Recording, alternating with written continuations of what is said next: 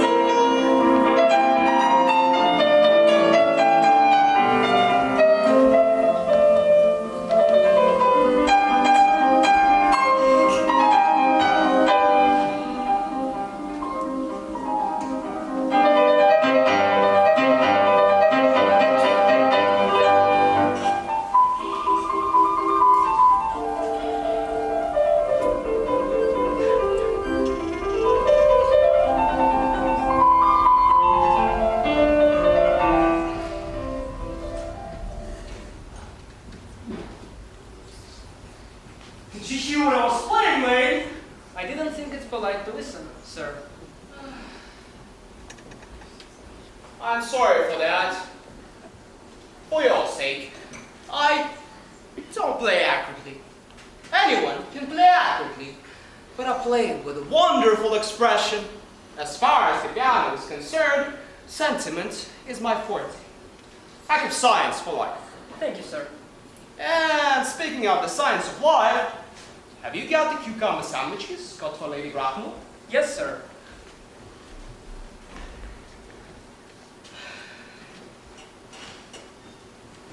By the way, Lane, I see from your book that on Thursday night, when Lord Shorman and Mr. Worthing are dining with me, 8 bottles of champagne are entered as having been consumed. Yes, sir. 8 bottles and a pint. Why is it that at the bachelor's establishment the servants invariably drink the champagne? I ask merely for information. I attribute it to the superior quality of the wine, sir. I have often observed that in married households, the champagne is regularly of a first-rate brand. Good heavens! Is married so demoralizing as that? I believe it is a very pleasant state, sir. I have had very little experience of it myself up to the present. I have only been married once. That was in consequence of misunderstanding between myself and the young person. I don't know that I'm much interested in your family life, Lane. No, sir. It is not a very interesting subject. I never think of it myself. Very natural, I'm sure. That will do, Lane. Thank you. Thank you, sir.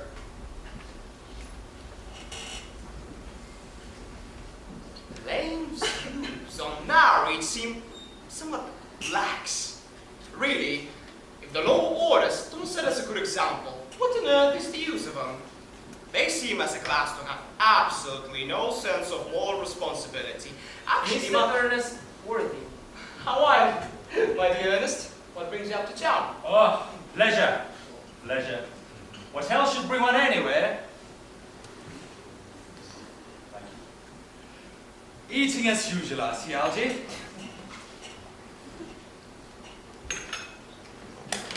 I believe it is customary in good society to take some slight refreshment at 5 o'clock.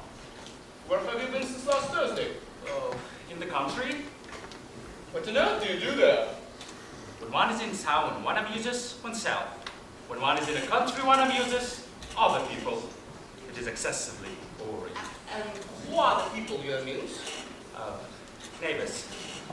Neighbors. Hello, why all these cups? Why cucumber sandwiches? Why such reckless extravagance in one so young? Who is coming to tea? Ah, milieu, Augusto. And Gwendolyn. Perfectly delightful.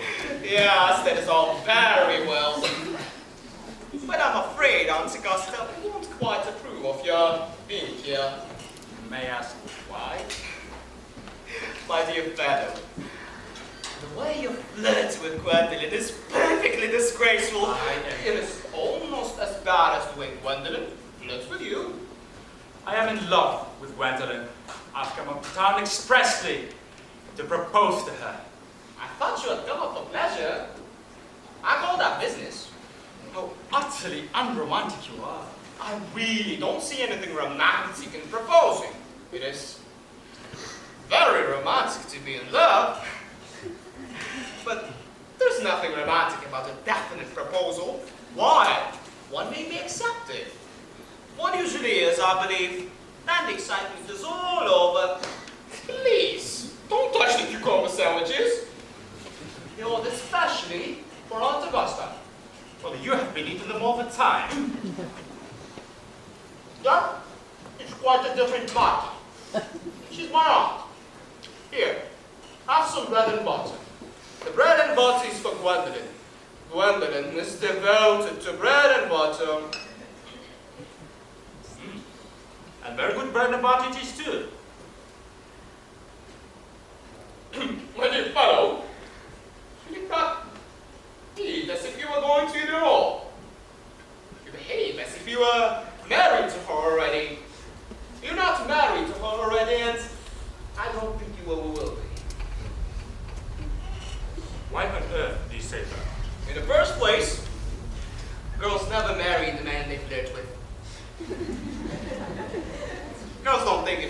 That is nonsense. It isn't. It is a great truth. It accounts for the extraordinary number of bachelors one sees all over the place. In the second place, I don't give my consent. Your consent. My dear fellow, Gwendolyn's my first cousin. And before I allow you to marry her, you'll have to clear up the whole question of Cecily. Cecily? What on earth do you mean? What do you mean, Algie, by Cecily? I don't know anyone of the name of Cecily. Yeah, sure. Bring me that cigarette case Mr. Walding left in the smoking room the last time he dined here. Yes, sir. Do you mean to say I had my cigarette case all this time? I wish to goodness had that been known. I'll be writing frantic letters to Scotland Yard about it. I was very near to offering a large reward. I wish you would offer one. I happen to be more than usually hard up. There's no good offering a large reward now. The thing's found. Oh, that's rather mean of you, Ernest. I must say, yours after all. Of course it's mine. You have seen me there 100 times that I simply want my cigarette case back. Yes, but this isn't your cigarette case. This cigarette case is a present from someone of the name of Cecily, and you said you didn't know anyone of that name. Well, if you want to know, Cecily happens to be my aunt. Your aunt? Yes, charming old lady she is too. Just get back to me, Algie. Yes, but how fast you are. Yes, but why does your aunt call herself Little Cecily? From Little Cecily, with her fondest love. My dear Algie, what on earth did they end up? Some aunts are told, some aunts are not told. That is surely matter that an aunt may be allowed to decide herself. You seem to think that every aunt should be exactly like your aunt. That is absurd. For heaven's sake, give them back my cigarette case. Yes, but so fast. But why does your aunt call you uncle? From Little Cecily, with her fondest love, to her dear uncle Jack. Besides, your name isn't Jack at all. It's Ernest. It isn't Ernest, it's Jack. You have always told me it was Ernest. I have introduced you to everyone as Ernest. You are the most earnest-looking person I ever saw in my life. It is perfectly absurd you're saying that your name isn't Ernest. Ah, it's on your cards. How do you get out of these things, huh? Mr. Ernest Worthing, B4, the Albany. I'll keep this as a proof if ever you attempt to deny it to me, or to Gwendolyn, or to anyone else. Well, my name is Ernest in town and Jack in the country. And the cigarette case was given to me in the country. Yes, but that does not account for the fact that your small Aunt Cecily calls you her dear uncle.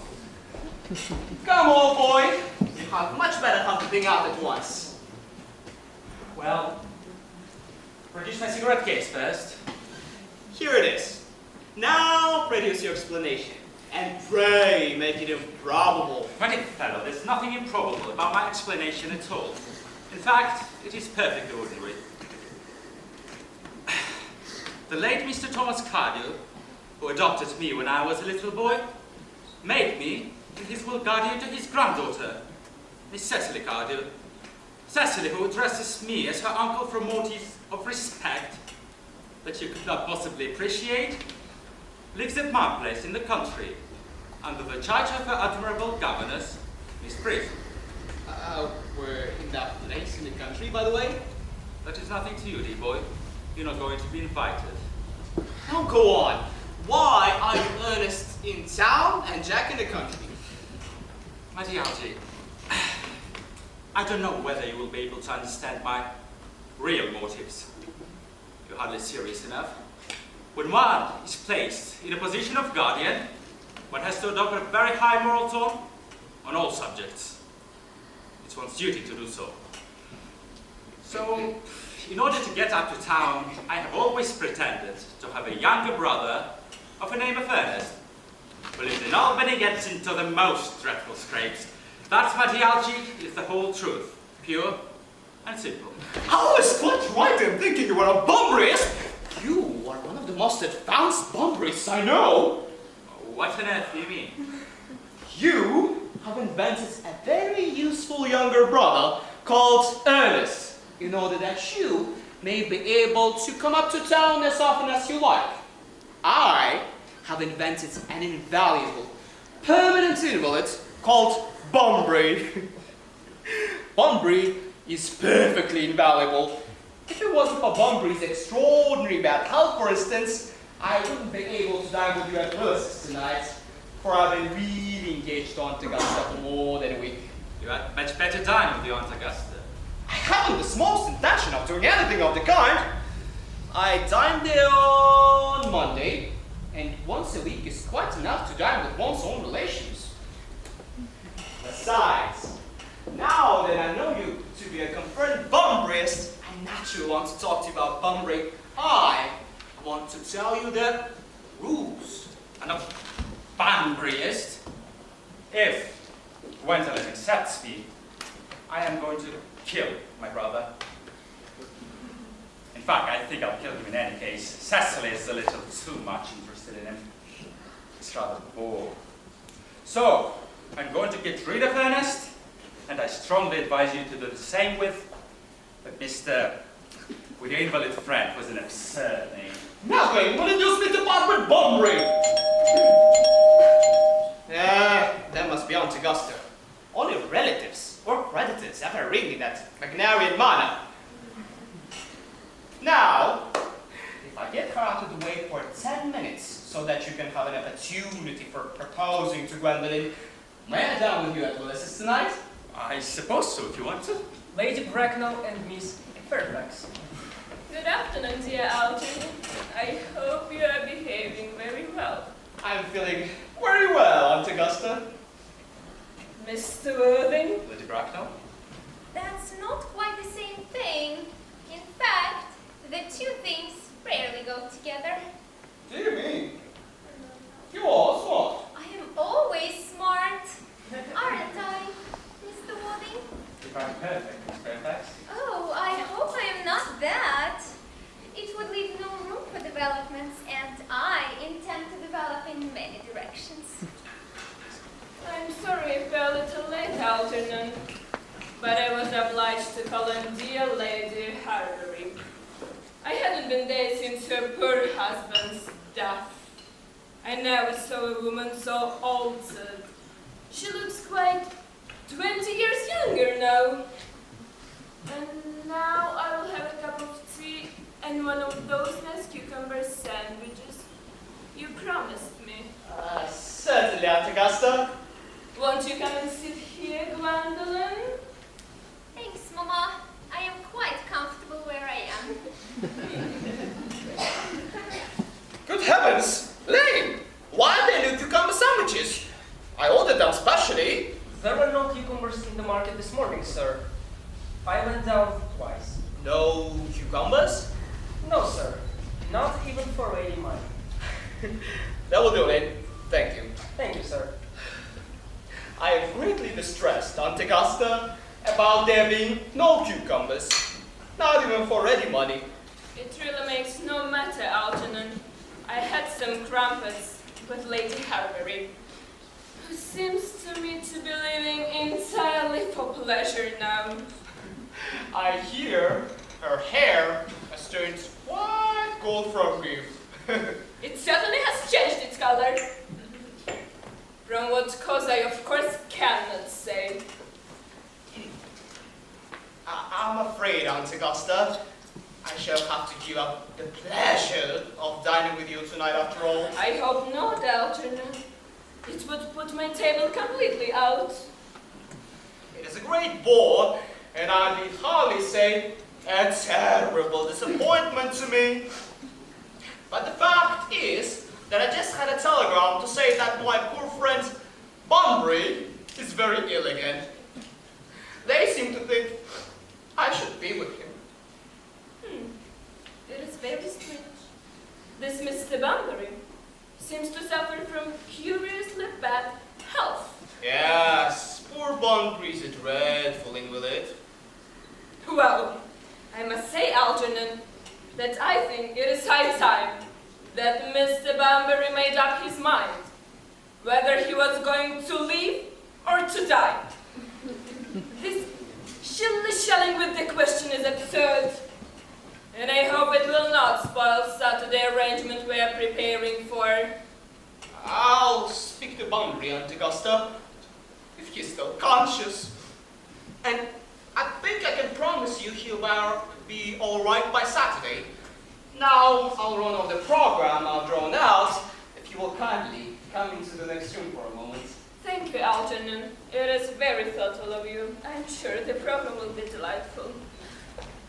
Gwendolyn, you will accompany me? Certainly, Mama.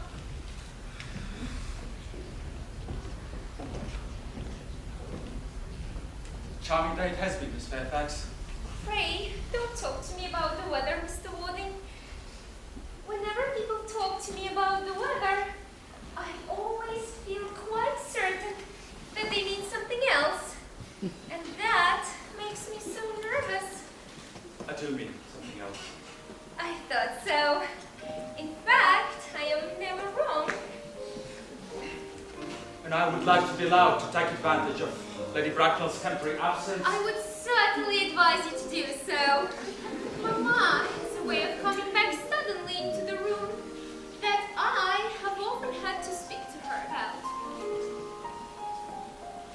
Miss Fairfax, ever since I met you, I have admired you more than any girl I have ever met since I met you. Yes, I am quite well aware of the fact. And I often wish that in public, at any rate, you had been more demonstrative. For me, you have always had an irresistible fascination. Even before I met you, I was far from indifferent to you. We live, as I hope you know, Mr. Warding, in an age of ideals. And my ideal has always been to love someone of the name of Ernest. There is something in that name that inspires absolute confidence. The moment Algernon first mentioned to me that he had a friend called Ernest, I knew I was destined to love you. You really love me, Gwendolyn. Passionately. Darling, you don't know how happy you've made me. My own Ernest. But you don't really mean to say you couldn't love me if my name wasn't Ernest? But your name is Ernest. I know it is. But supposing it was something else. Do you mean to say you couldn't love me then? Ah, that is clearly a metaphysical speculation. And like most metaphysical speculations, has very little reference at all to the actual facts of real life, as we know them. Personally, darling, to speak quite candidly, I don't much care about the name of Ernest. I don't think the name suits me at all. It suits you perfectly. It is a divine name. It has a music of its own. It produces vibrations. Well, really, Wednesday, I must say that I think there are lots of other, much nicer names. I think Jack, for instance. Jack! No, there is very little music in the name Jack, if any at all indeed. It does not thrill. It produces absolutely no vibrations. I have known several Jacks, and they all, without exception, were more than usually plain.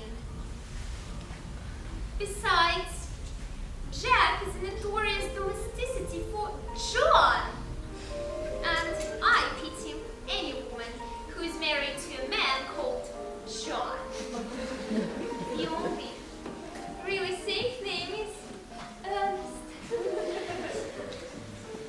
Gwendolen, I must get christened at once.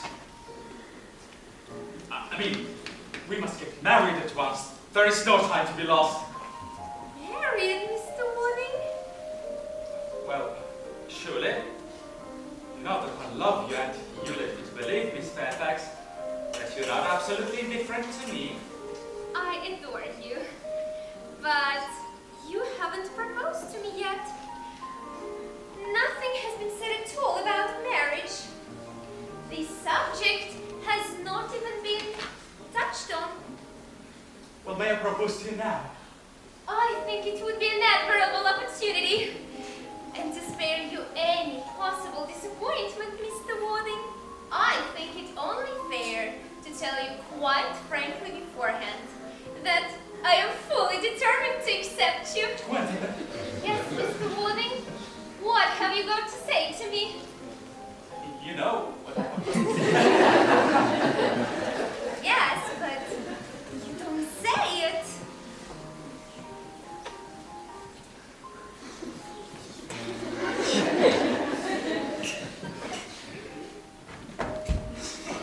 Gwendolen, will you marry me? Of course I will, darling. How long you have been about it. I am afraid you have had very little experience in how to propose. But my own one. I have never loved anyone in the whole world but you. Yes, but men often propose for practice. I know my brother Gerald does. All my girlfriends tell me so. What wonderful eyes you have, Ernest. They are quite wonderful. And I hope that you will always look at me just like that, especially when there are other people present. Mr. Warding? Right, sir, from this semi-recumbent posture. It is most indecorous. Mama, I must beg you to retire. There is no place for you. Besides, Mr. Warding has not quite finished yet. Finished what? May I ask? I am engaged to Mr. Warding, Mama. Pardon me. You are not engaged to anyone. When you do become engaged to someone, I or your father, should his health permit him, will inform you of the fact. An engagement should come on a young girl as a surprise. Pleasant or unpleasant, as the case may be.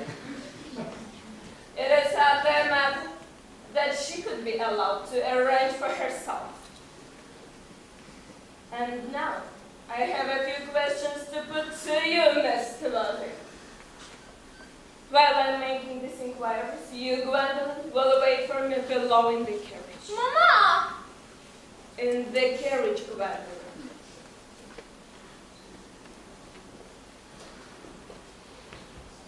Gwendolen, the carriage! Yes, Mama.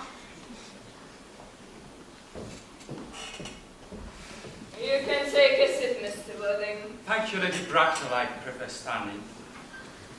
I feel bound to tell you that you are not down on my list of eligible young men. Although I have the same list that the dear Duchess of Bolton has. We work together, in fact. However, I'm quite ready to enter your name, should your answers be what a really affectionate mother requires. Do you smoke? Yes, I must admit I smoke. I'm glad to hear it. A man should always have an occupation of some kind. There are far too many idle men in London as it is.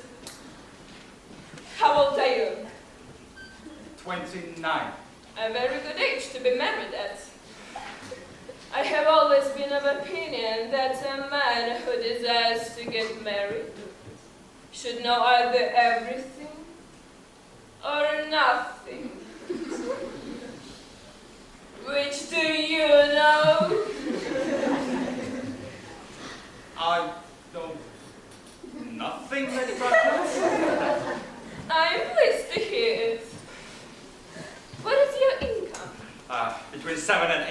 a year?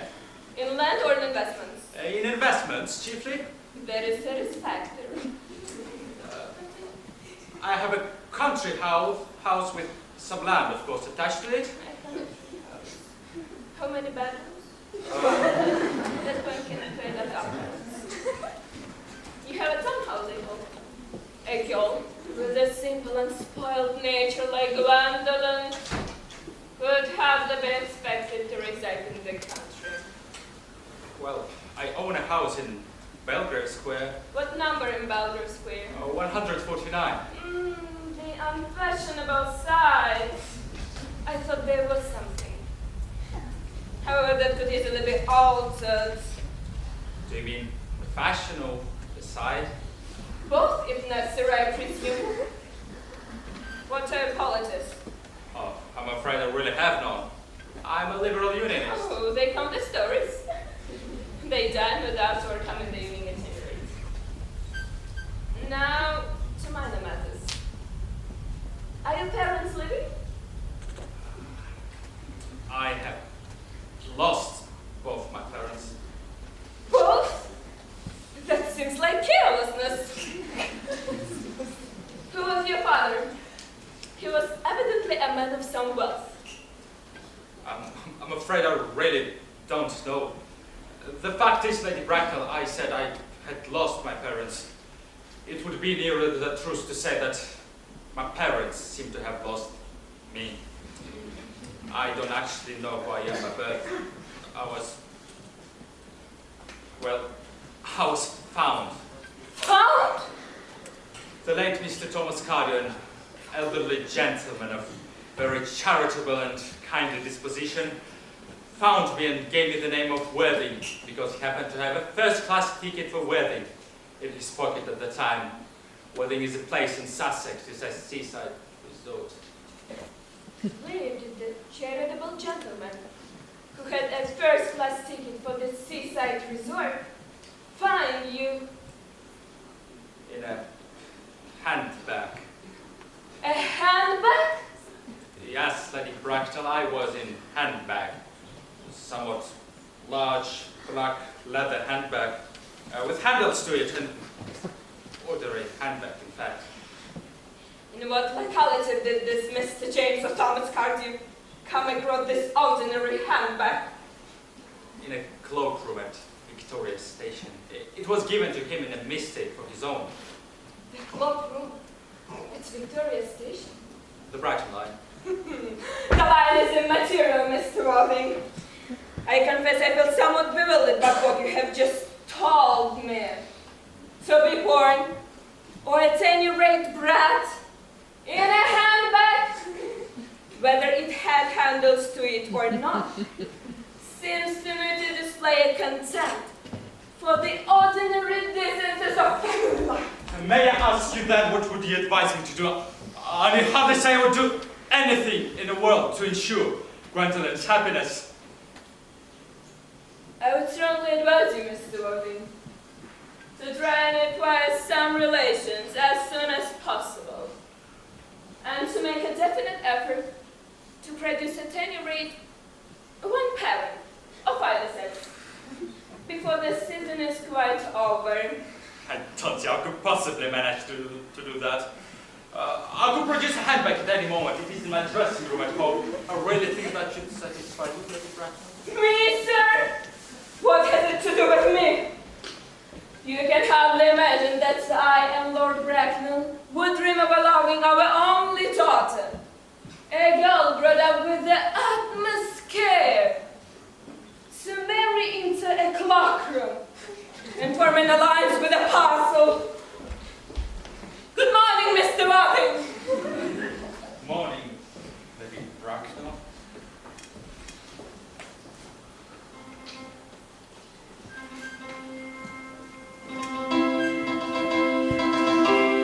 For goodness sake, don't play that gastitude, Algy! How idiotic you are!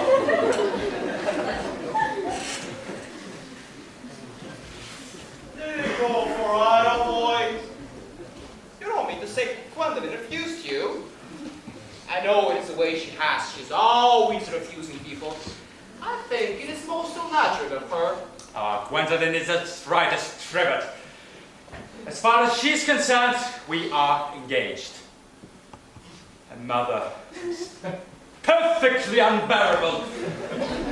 Never met such a gorgon.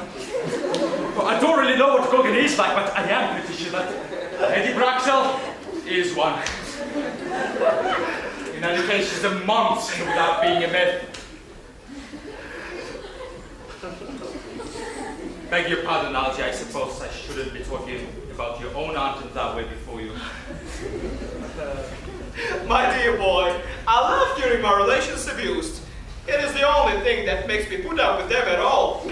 I don't think there's any chance of Gwendolyn becoming like her mother in 150 years, do you, Algie?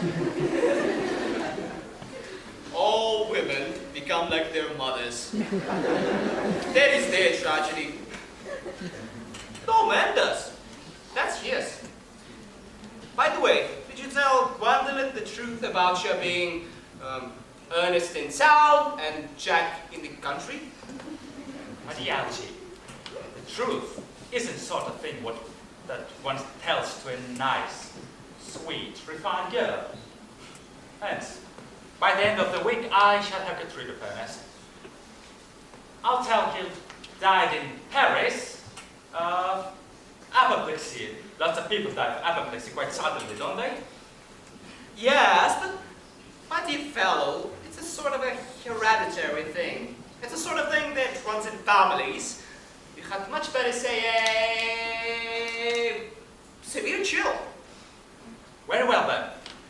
My poor brother Ernest was carried off in Paris by a severe chill. But get rid of him? But I thought you said that Miss Cardew was a little too much interested in your poor brother Ernest. Won't she feel his loss a good deal? That is all right. Cecily is not a silly, romantic girl, I'm glad to say. She has got a capital appetite, goes long walks, and pays no attention at all to her lessons. I would rather like to see Cecily. I will take a very good care that you never do. She's excessively pretty and she's only just 18. Well, have you told Gwendolyn yet that you have an excessively pretty ward who's only just 18? One doesn't blur the thing out to people. Gwendolyn and Cecily are perfectly certain to be extremely great friends. I bet you anything you like. Half of an hour after they've met, they will be calling each other sister. Women only do that when they have called each other a lot of other things first. Now, if we want to get a really good table at Willis's, we really must go and dress. How do you open these things? Ooh. Do you know it's nearly 7? It's always nearly 7. Well, I'm hungry. I never knew you when you weren't. What shall we do after dinner? Go to a theater? Oh no. I hate listening. Let us go to a club. Nah, I hate talking. What shall we do then? Nothing. It is awfully hard work doing nothing. But I don't mind hard work when there's no definite object of any kind. Miss the Fairfax. Gwendolyn, upon my word! Algie, kindly turn your back. I have something very particular to say to Mr. Wooding. Ernest, we may never be married. From the expression on Mama's face, I fear we never shall. But, although she may prevent us from becoming man and wife, and I may marry someone else and marry off, and nothing that she can possibly do can alter my eternal devotion to you. Gwendolyn. Do you have an address at the Albany? I have. What is your address in the country? The main house was in Hertfordshire. There is a good postal service, I suppose. Yes, this one. It may be necessary to do something desperate. That, of course, will require